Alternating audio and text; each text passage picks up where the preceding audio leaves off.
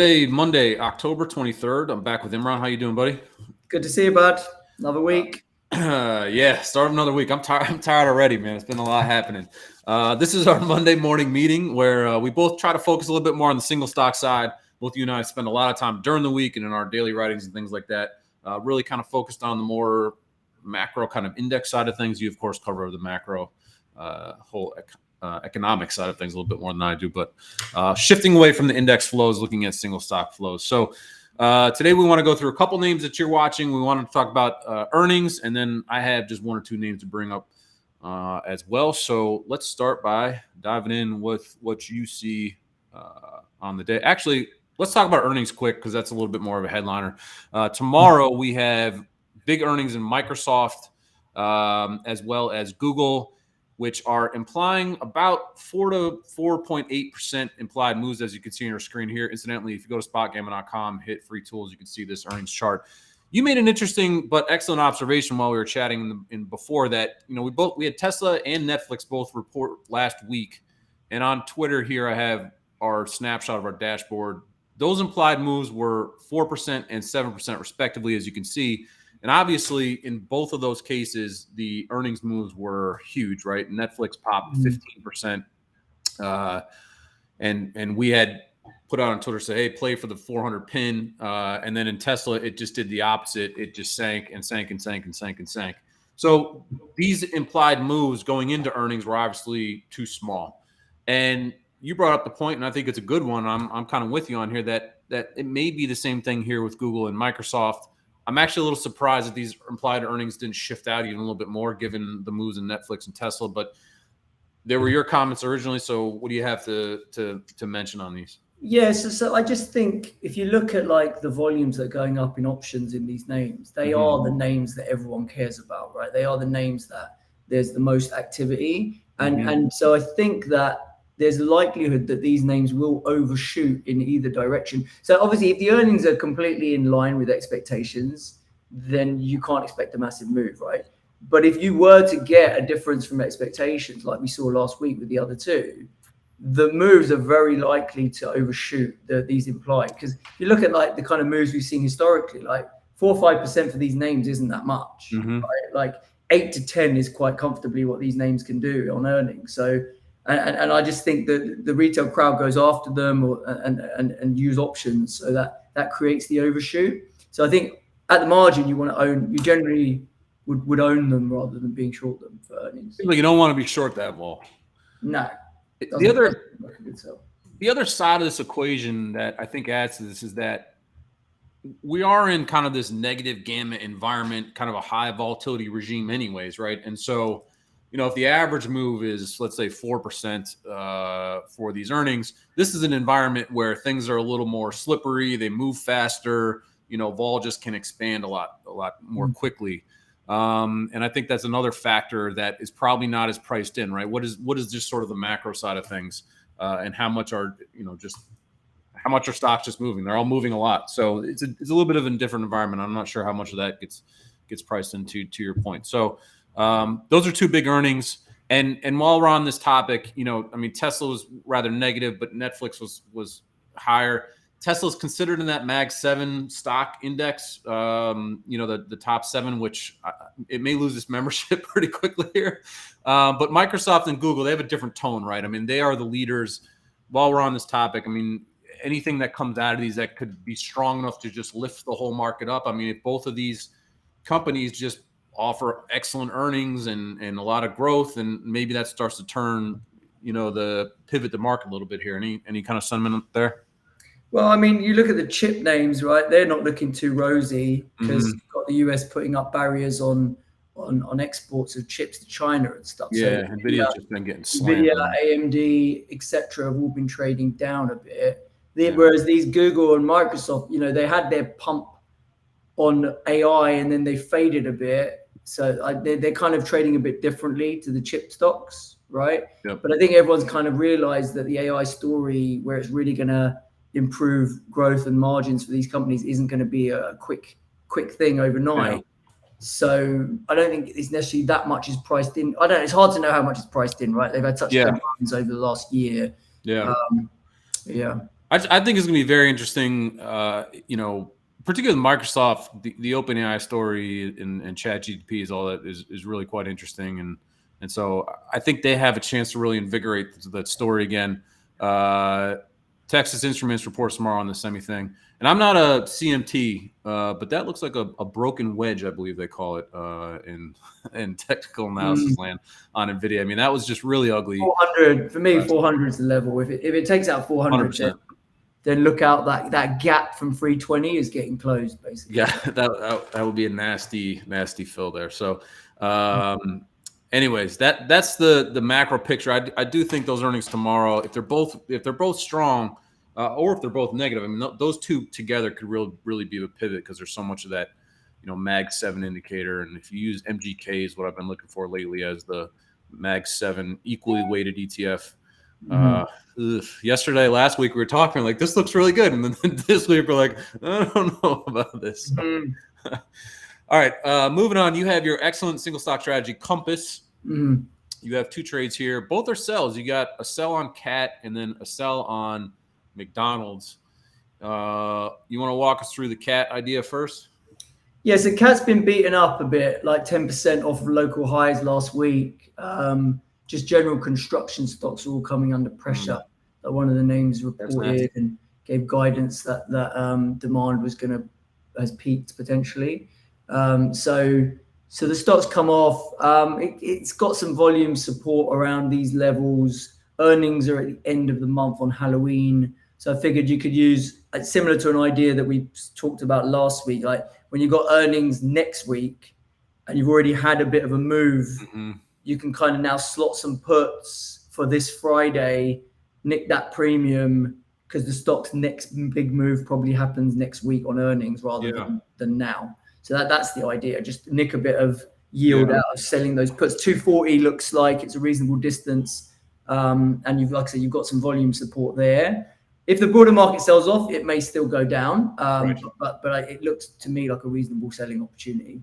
Yeah. I like this idea. I like the idea in general in this higher volatility environment, leaning on earnings and selling before some of these earnings events. We have the Fed on the 1st. And so I'm in the camp that I don't think a whole lot is going to happen on the macro side. If you read our morning founders note, sort of saying that, look, the grind down is still in place maybe, but this idea that we're going to have a VIX 30 blow off this week, I don't think is quite on the table. And so this idea that CAT should hold up over 240, just on the macro side of things, I'm in agreement with you on that one. So again, this is the October 240 put. And then on the other side of things, you are shorting McDonald's. So McDonald's has been getting beaten up for a while now. It had a nice move last week. Yeah, it had a dead cat bounce last week, up to 260. But I think 270 is probably not a bad area to get short from. So selling the 270 calls to November looks like a reasonable trade to me because I think there's quite a lot of supply up there at 270. Yeah. And so it's one of those. If fundamentally, analysts have been downgrading the stock and they don't like it still, right? So if you agree that the downtrend is still there, and this is just a dead cat bounce, then it's quite a nice entry point to then sell some calls into because the vol's still got a bit of elevation in terms of where the implieds are trading. So it's just, it's an idea to get some yield out of the fact that the stock's had a bounce and we don't see it going through 270 by mid-November. Now, in this case, we have earnings for McDonald's on the 30th, kind of right around that Halloween date as well. Do you worry about that in selling this call or I mean, it's one of those, like if the earnings are blowout, then you might struggle on that, right? But that's partly why the vol's elevated. So it's one of those, you're going to get a vol reset, right? The implied moves, I think 3% or less, something like that. So it's kind of, you could get a situation where you rally 3-4% on earnings, which is the implied move, and you just go to 270, and then the stock kind of dies, right? So, I think it's a more aggressive trade than the CAT trade. So you should only do it if you've got a strong opinion about McDonald's. But it came up on our radar, which is why it's there, basically. Yeah. And I don't think because there's earnings coming in, I don't think it's necessarily bad. Like you said, it can actually add a little bit of juice to the trade. I brought up our hero indicator here because one of the things that I saw in McDonald's last week, it's a name that's come up a couple of times recently, is The call flow into the name, this is our kind of put wall is 250 area, which is this big support level. The call flow into the name last week was just really, really big for McDonald's. And so you can see here the purple line, moving higher. This is last week, $40-50 million of deltas were going into the name off these major lows. So, what you see here is a lot of put covering, a lot of put selling. And to me, that's short cover fuel, right, to lift a name up. So something to your point here, I think this name was being driven by people closing puts. It gets this reflexive kind of bid to it. And so using that upside volatility to sell calls, I think is really kind of where's the has it got a call wall? Like where's the kind of concentration on the upside then? Yeah, right now 260 is the call wall. So we rejected off that on Friday, as you can see here. And so, look, I think that if the market overall catches a little bit of bounce, this will also catch a little bit of a bounce. And if it does, that even adds to the trade a little bit in terms of selling that upside call. I think you generally want to sell calls into moves that have a lot of volatility to the upside, right? And so it's a little counterintuitive, right? I think in that respect for a lot of people where, it's ripping to the upside, well, that's when you want to sell the call, right? Because it has the most energy, arguably. As long as it's not a GameStop. That's true. That is true. And GameStop was we have a squeeze scanner. That one's setting up. Look at that segue. Look at that segue into GameStop. It's showing up on our squeeze scanner. It's only one of two names. High short interest. Everybody knows the story at this time, but this stock has just gotten. It's finally getting obliterated. I think it's finally moving to the levels that everyone thought it would. And I don't really know what saves this thing at this point. This and AMC both just just crazy. It's crazy that it took this long to meet reality, I guess. On our side of things, we saw one interesting name pop up on our volatility scanner, which suggests that implied vol is a little bit rich here, and it's Verizon, which is kind of a little bit more of a sleepy utility stock. Generally, it's a little more sleepy, I would say, but obviously with rates going increasingly higher, it's really pressuring these name down here. So we I like selling put spreads in this name. The yield here, which I understand could probably be maybe under duress now that rates are going higher, and obviously as rates go higher, it's going to continue to pressure this down. But I like selling put spreads in this name. I'm in the camp that I think rates are going to slow down, and if that happens, I think this can recover kind of quickly. And so I like selling put spreads, either November or these put spreads out here in Verizon. Do you have a particular view on these utility stocks or Verizon? Yeah, I did think they were a bit oversold, but they have started to bounce.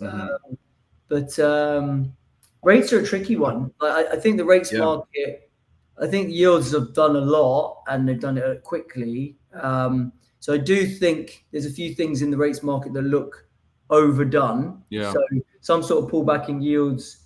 I'm really surprised at how little safe haven bid bonds have got. I would have expected something, right? They've got nothing on the whole Middle Eastern war thing. I think tactical bounce in bonds is very, very possible in the near term, but just based on skew getting pumped, vol getting pumped on TLT, very pumped, right? Yeah. But I think the bounces are probably still a fade. I think the trend is very much down in bonds, and people who are a lot smarter than me in trading rates, like Andy Constant, that spring, he thinks TLT can go to 60, right? So he thinks we're talking about another 100 basis points in long end yields, right? So long end yields are getting unanchored, yield curves are disinverting. You don't need to be a hero and catch a falling knife. So I think selling put spreads on short-term put spreads on TLT, I actually sold some last week to November, but I've got limited loss on that. Yep. I'm just trying to be opportunistic, and it's a spread. It's not an uncapped loss that I'm going to take. It doesn't work, and I can stop out of it if it doubles in value or something. Right. But the idea is to try and find a quick little bounce back from sort of 83 to 88 on TLT. I can buy those things back and then get out the way because it looks like it could go a lot lower. Yeah, I agree with you. And to the same point, you know, I think Verizon is maybe a little bit different. I mean, there's probably some macro guys here, fundamental guys that really know the story a lot better than us. And so what we're offering is a trade on what looks like stretched implied vols, right? And that's not a thesis for what's going to happen 6 months, you know, or even 3 months out from now, right?